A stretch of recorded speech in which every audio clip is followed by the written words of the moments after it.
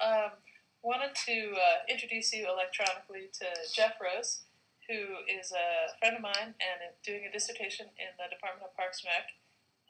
And his research has a lot to do with how public space is used, and there are a lot of justice issues nested within that. So we're going with a little interview format today. So we'll see how it goes. Say hi, Jeff. Hey, how's everybody doing? Okay, so tell us a little bit. You became interested in thinking about how public space is used and discovered that there are a lot of environmental justice issues. Can you tell us a little bit about what you're doing and how you're doing it? Yeah, sure. I first became interested in this with my dissertation research. So what I became particularly interested in was people who were living in and around a public park right here in Salt Lake City, and really the ways in which they help us understand what we mean by public, what we mean by public space, and then ultimately what we mean by this thing called nature or the environment. Basically, I've been working with a group of folks who've been living in a public park and in the spaces around the public park, open spaces, natural spaces. And I've been working with them for about 16 months. So this has been a pretty long-term project. And basically what we would call this is an ethnography, which is classically used in anthropology to go study another culture, to find out what another culture is doing. But rather than just going and asking questions, ethnography says that the researchers should be involved in the research a little bit more, and they should do what we call participant observation. So the researcher participates in a lot of the activities that this other culture does. They make some observations around that, and that's a methodological technique to understand a different culture. Now, again, that's used often in understanding different cultures, and these folks aren't so much a different culture as much as they're living a different lifestyle, and they're living in the public spaces. They're living in nature. Most people would call them homeless people, but they don't refer to themselves as homeless, and so I try really hard not to refer to them as homeless either. They're people who don't have private space, and so they're living in public. Cool. I think this stuff is going to be really interesting to hear about in light of the things that we've been talking about.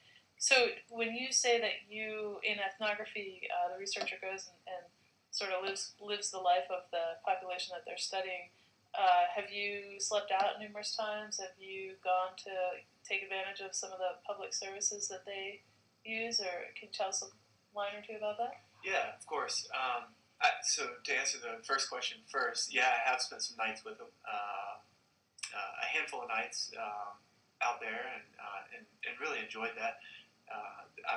Like I said earlier, I've been working with this group for a little over 16 months now, and so obviously within 16 months in Salt Lake City or in the Salt Lake Valley, our weather changes quite a bit. So some of those nights were wonderful nights spent in 70-degree temperatures and looking up at the stars. And I think one time last January I was staying out with them, and it was about 4 degrees for the evening. And so those are some of the times when I spend extended time with them. But I also just spent a lot of time with them through daily activities. They're actually not all that interesting when they're asleep at night. And so what I tried to do was more like go through the daily experiences of what these folks who are living in public spaces and living in nature are going through. And some of it is the most interesting stuff in the world, and some of it is absolutely as mundane as you can imagine. But a lot of them have income. A lot of them have jobs, and so they have money, and they spend money on things that you might expect, like food and entertainment and leisure activities. But then a lot of them don't have any money at all, and so they're completely reliant upon various social services in Salt Lake City. And so I've spent a lot of time at soup kitchens, at Labor Ready, at social service providers, at the Wiggin Center, which is downtown, which really is a helpful resource, as well as some of the religious organizations that provide food and shelter for these folks. Great. Okay. Tell us a little bit about the places that you're. I mean, I know they're around the Salt Lake Valley, but where are they, and how are they managed? Who's managing them? That kind of thing. Well, as you know, I'm a little bit hesitant to say exactly where these folks are living, just because they are such a vulnerable population. And one of my big worries, and one of their big worries, is that they'll be, quote, discovered, and then ultimately displaced from where they're living. So I want to shy away from telling you exactly where they live. But it's also, I don't think it would be a surprise to you and the folks in your class to know that there are people who live on the margins of Salt Lake City, outdoors, and specifically, there's a ring of land that surrounds Salt Lake City on the east and northeast, called the Foothill Protection Area.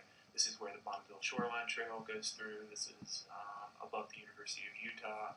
It's above Federal Heights and the avenues, all the way up, actually stretching Davis County. And within this land, which is used for a number of different things, ecological preservation among them, also recreation, people go mountain biking and jogging and bird watching and things like that. But there's also a community of folks who are living in this area, and so what I'm looking at is a park that's directly adjacent to that. So there's a park, and then directly next to it, or very close next to it, is basically open space. And so the way that I phrase this is the urban wildland interface. So very close to downtown Salt Lake City, but then also very close to large swaths of open nature, where it goes up to into the national forests, to the east and to the north of here.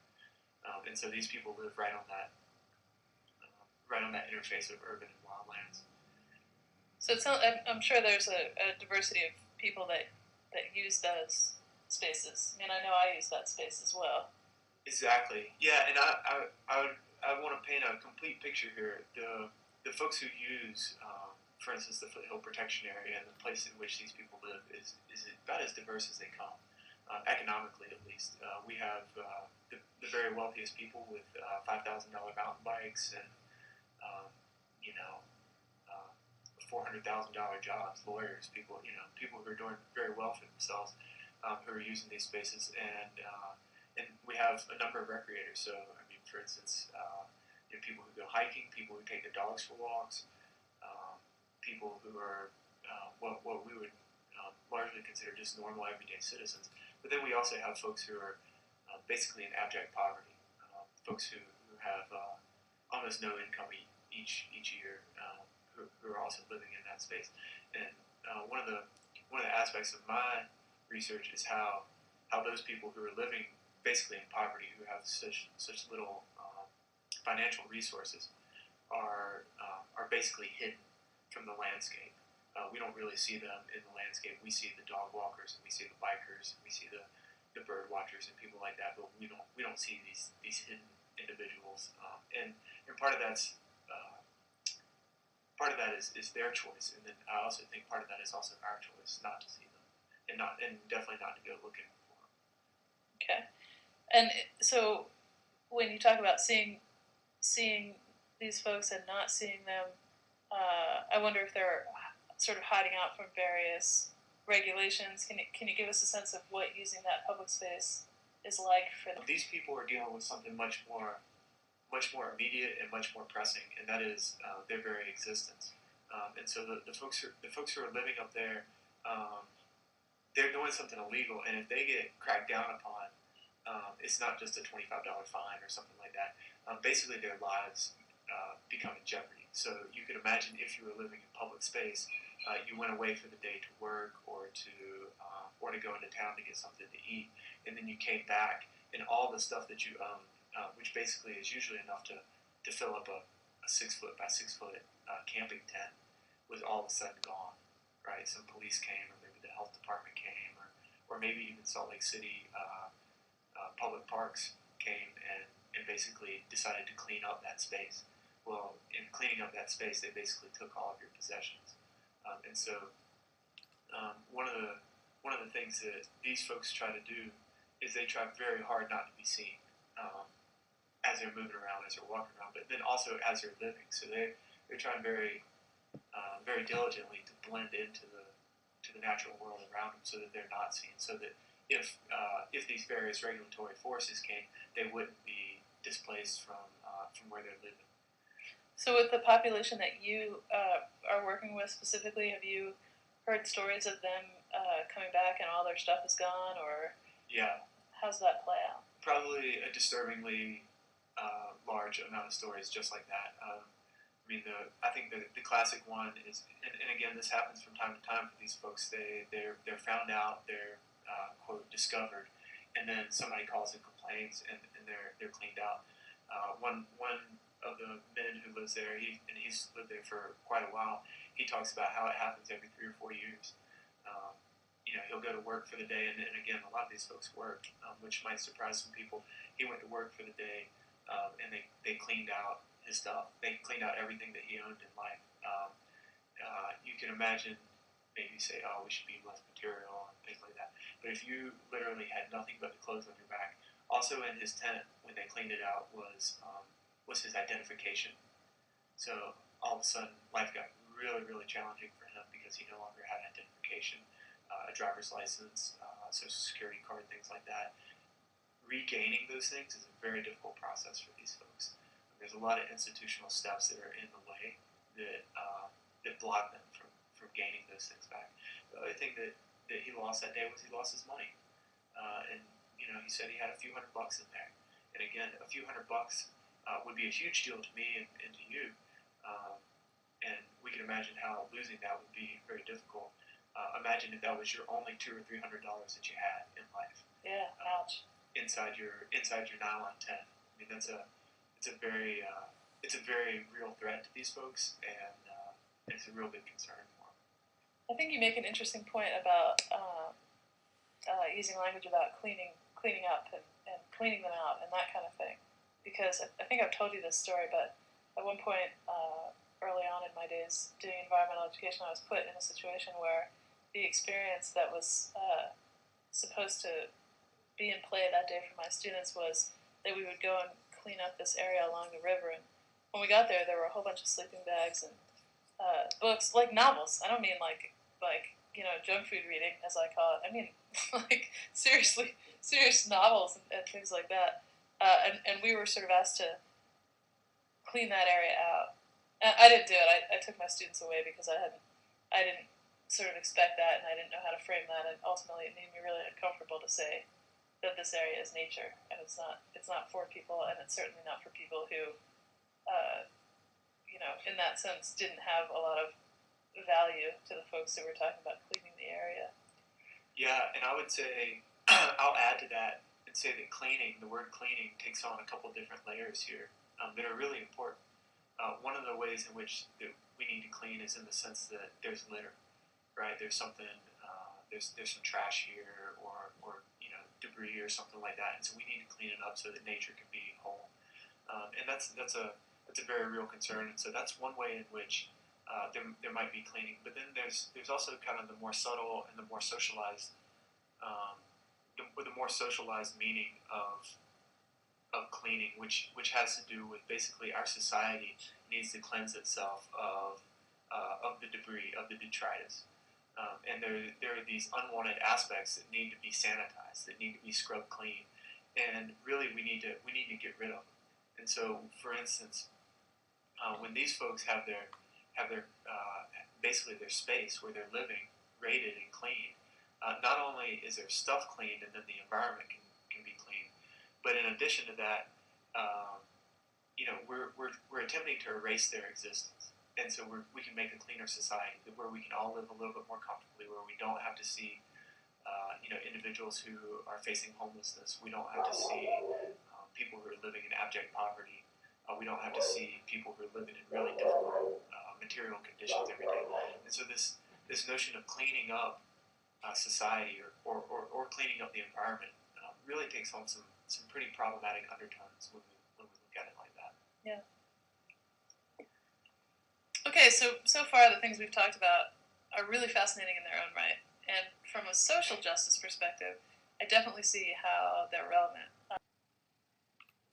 I'd love for us to go one step beyond what we've been talking about and think about how this is an issue of environmental justice, because I know that it is from your perspective. And let me just give you a sense of how we've talked about environmental justice in this course. We've basically been exploring the idea that low-income and minority populations experience disproportionate impacts of environmental hazards, for example, and that this results from social and political and economic practices. And with every issue, we try and consider distributive and procedural justice. So I'm wondering if we can look through those lenses at your work. Yeah, these folks are living in public space, but public space is a little bit contentious, and it's also been constructed in a way.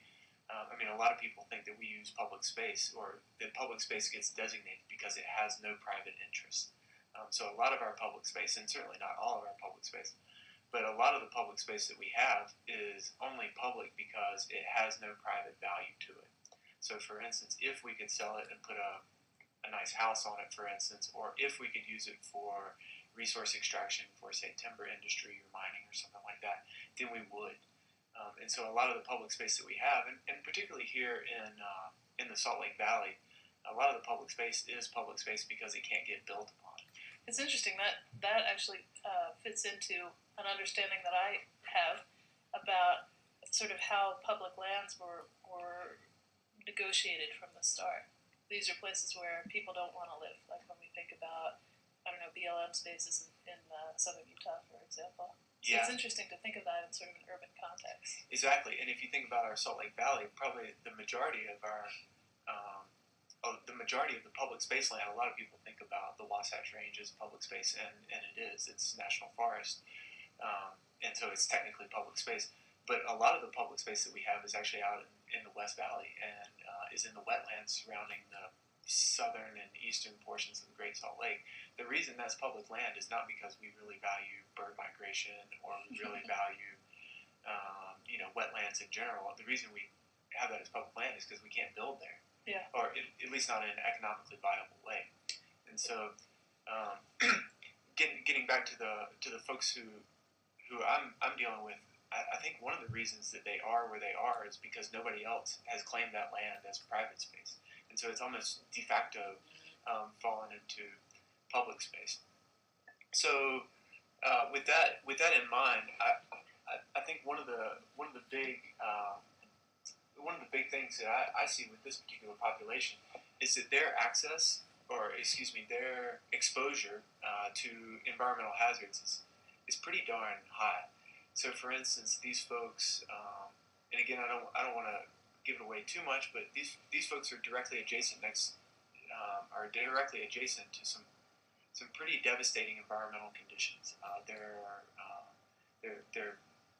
There's open mining. There's health concerns due to air quality, just with the production, basically with the whole production process of fossil fuels, turning fossil fuels into energy. So this is directly tied to environmental justice. If these folks who are living in the hillside, were wealthy as can be, I can guarantee you that they wouldn't choose to live where they live. Okay. Cool. So that actually fits into exactly what you were talking about, our conceptualization of elements of distributive justice. Are there any procedural elements, justice-related procedural elements somehow, some ways that these folks lack access to sort of common goods? We've thought about it in the context of getting justice through the court system, for example. Yeah. But I'm sure there are lots of ways to look at that. And then after that, maybe we can move into thinking about what are some of the structural things that keep this sort of system and relationship of homelessness in play. There are a number of procedural justice issues that inhibit them from being as productive members of society as they would like to be. I'll give you an example. I think I mentioned before of a guy who lost his driver's license. When you lose your driver's license, well, I mean, again, if you and I lost our driver's license, that would be a pain. Yeah, it's a procedural nightmare for anyone. Right. We'd have to go to the DMV, and we might get frustrated with the lady at the DMV who makes us stand in line too long, right? Well, these folks take that same frustration or that same procedural nightmare and exacerbate it even further because of they don't have the backup documentation. For instance, they don't have a mailing address. When you don't have a mailing address, it's very hard to establish a bank account. So when you don't have a bank account, it's then difficult to get your driver's license and to get some of this other form of documentation. And so I think that's one example that comes to mind. A lot of my students, I teach some classes, complain that there's too many homeless people in the library. Well, I mean, one of the things that I respond is, well, the library is a space in which they can meet a lot of their needs. They can have a warm shelter. They can sit and rest. They don't have to. It is a public space where, at least temporarily, for during operating hours, they're somewhat welcome there, as long as they engage in certain behavioral guidelines and things like that. But for instance, a lot of these guys who I'm dealing with, they can't use the library fully. They can't get a library card because they don't have a photo identification. Mm-hmm. And since they don't have a library card, then obviously they can't check out books. They can look at a book while they're hanging out in the library for the day, but they can't take a book out with them. And so one of the things that I've done is actually my library account is maxed out because I've checked out all these books for these folks. But in addition to not having checkout privileges, you also need a library card in order to log onto the internet. There are very few places in the Salt Lake Valley where if you don't have a computer and you don't have, basically legitimate attendance at the University of Utah, for instance, or at a coffee shop or something like that, then you can't get onto the internet. And so, in 2011, we think of the internet as this information portal with democratizing of potential, where everybody has access. And these folks can't get access to the internet. They can't get access to information. They can't get access to kind of. I mean, a lot of times they need to log on to the internet in order to find various social services that are available to them. That gets very, very difficult. And so there are places around town, like the Wiggins Center, I think we mentioned earlier, maybe a couple others where they can get that, but it's a much more difficult process than most of us probably take for granted each day. And then maybe one last thing that I'll mention is just that one of the reasons that we're able to engage in society the way that we are is because of our physical appearance. The clothes we wear, the manner in which we walk, the shoes that we wear, the car that we drive, things like that. All these kind of material possessions that we have. When we strip away those material possessions, or if we move those material possessions into various states of disrepair, torn jeans, a shirt that's not been washed, a hat that looks like it's been worn for months at a time, things like that.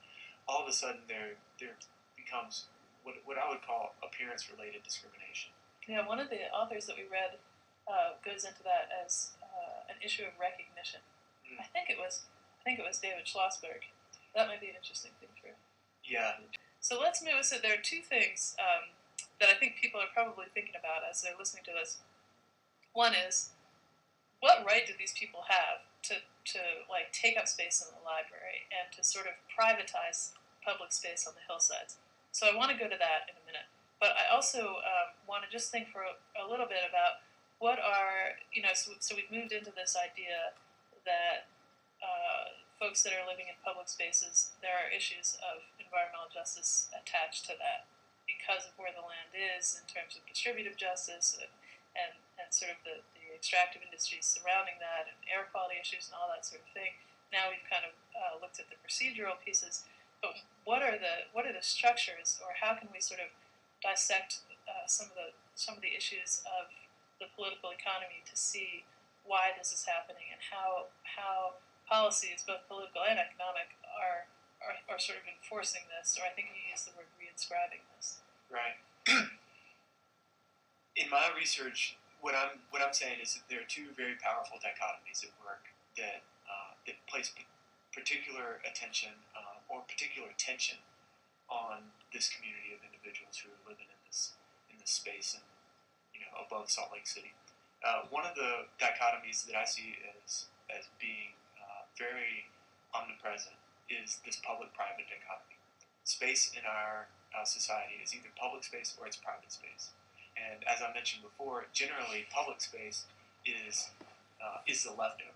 And I do think that that's driven explicitly, directly, by the political economy.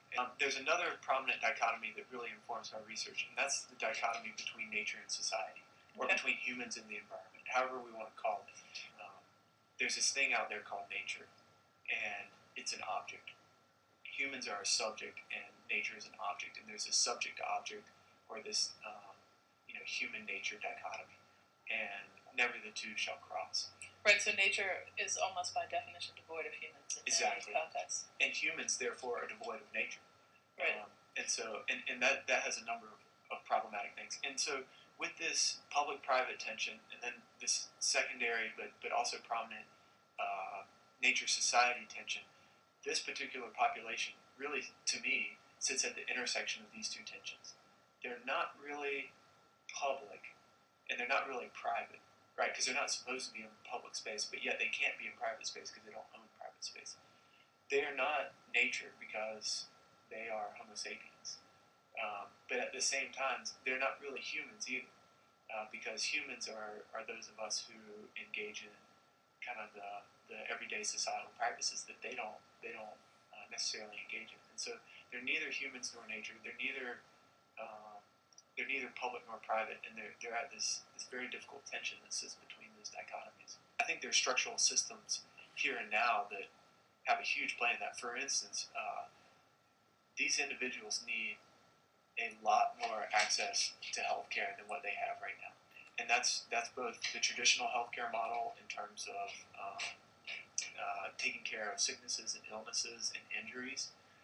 They're woefully underserved in terms of that, and then probably even more so underserved in terms of mental health care. I think we could probably go back historically and unearth different layers of their life, different time periods of their life, where if they had some intervention from a mental health provider, from a mental health specialist, a lot, not all, but a lot of the problems that drove them to basically be living in public space might have been able to be addressed, and some of the suffering that they've undergone since then might have been alleviated or completely avoided. Okay. In the meantime. Are you finding a lot of veterans in this population?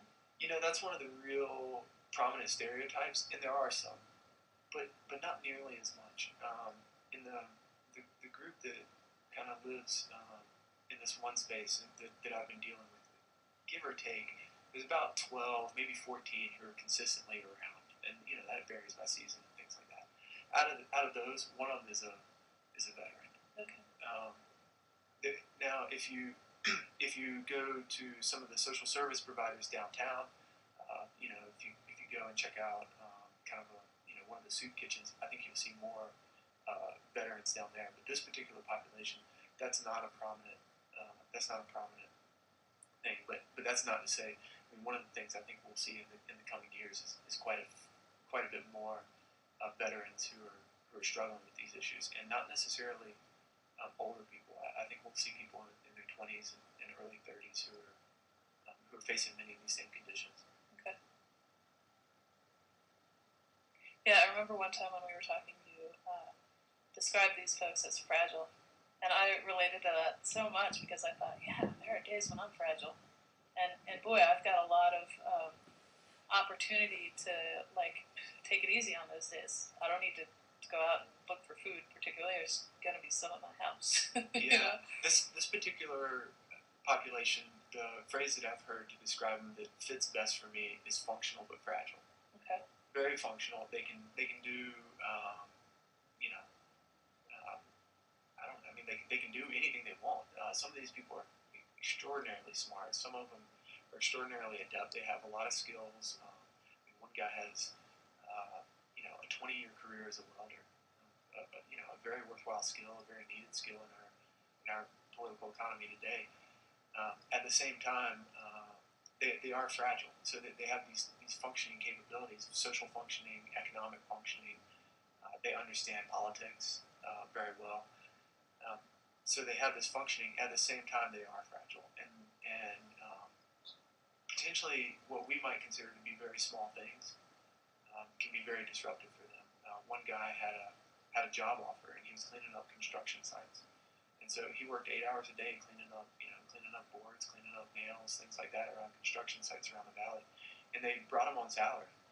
Well, one day they moved inside, and they asked him to clean up inside a warehouse, and he flipped out, and he lost it, and he broke some stuff, and he screamed at some people, and he got fired. He couldn't be inside, and that's that's a pretty small thing that had pretty big consequences for him. Sure. And so that kind of illustrates this idea of being functional but fragile. Mm-hmm. And I do think that living the way they do really exacerbates that situation. Yeah. Okay. So let me take us back then to this idea that I think is fairly common, that, hey, these people, they've got no right to be in public space. So when I am going for a run and I am on a trail and I, see tents across the canyon and I think, hey, I'm not allowed to camp there, or boy, that makes me uncomfortable, I'm afraid, or when I go to the library and I want to work on something, but the people around me stink. How do we sort of reconcile whatever visceral feelings we have with the sort of this idea that you are proposing about justice, and maybe to put it back into your language, what do we do, or how do we deal with the idea that, let's say, this community or this population is actually privatizing public space? Yeah, and I agree with you that that is a common sentiment, and that's something that I'm glad we get a second to address. I think my first and initial response is whatever visceral reaction that you're having, which that happens, and some of that's socialized, and some of that's just how we are as people. Um, whatever reaction that you might have to these individuals, we've got to keep paramount. We must keep paramount that these are humans. These are humans that deserve respect.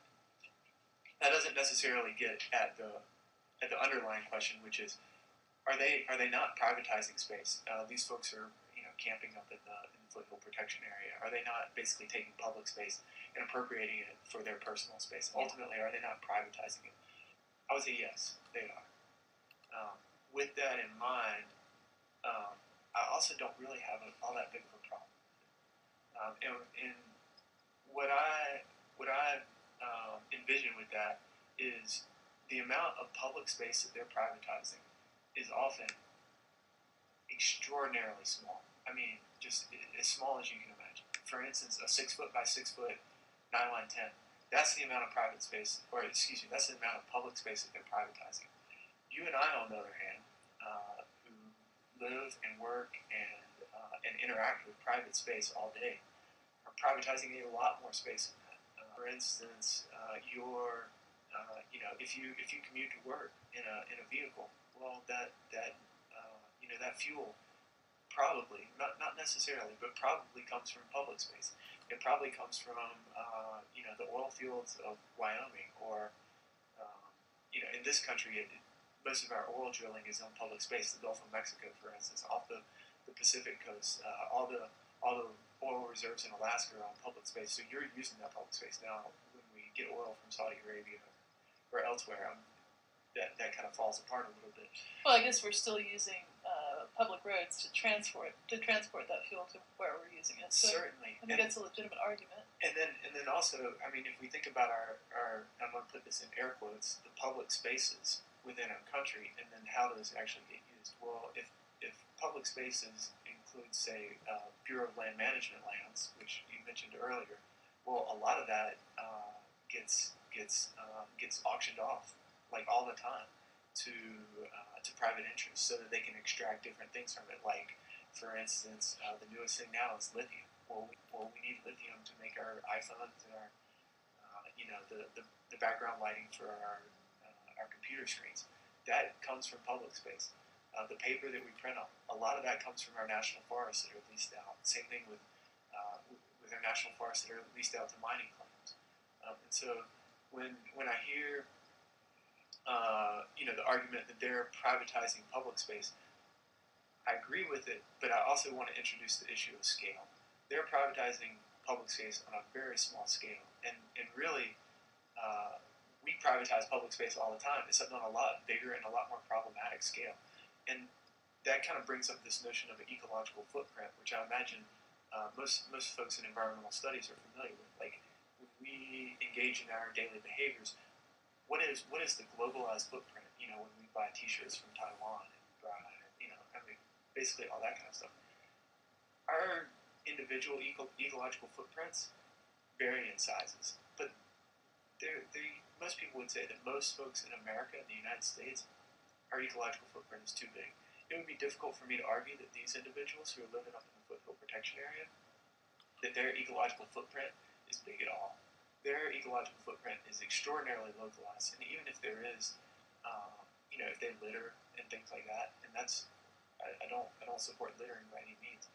They probably litter a whole lot less than you and I do. In that larger context. Exactly. In the context that we're quote productive citizens in society, our impacts are quite a bit bigger than that. And so when we look at what they're doing on a daily basis, and we look what we're doing on a daily basis, we present a pretty imbalanced perspective.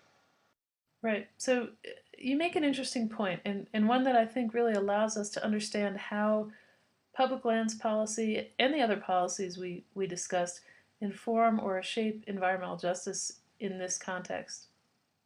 And I think your work really does a nice job of showing how environmental justice can in many ways be recognized as rooted in sustainability. So let me take a shot at pulling some of these pieces together. I think in some ways what's really happening here is a discussion of ethics over law. Because ethically, you say you don't have a problem with your folks privatizing public land because we all benefit from public space. And the examples you gave us of oil and lithium extraction and of logging are benefits of public land that your folks really don't, they don't consume the fruits of those public land uses the way you and I do when we drive to the mountains to ski or heat our homes.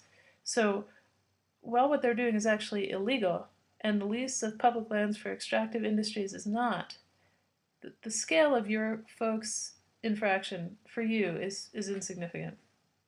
And I think that really brings out the notion that the policy around public lands is not, from this perspective at least, seeking justice or sustainability. Rather, these policies tolerate or even promote injustice. And maybe this is because, for both of us, I think we really think about environmental justice as nested in this larger issue of sustainability and incredibly connected to that footprint notion.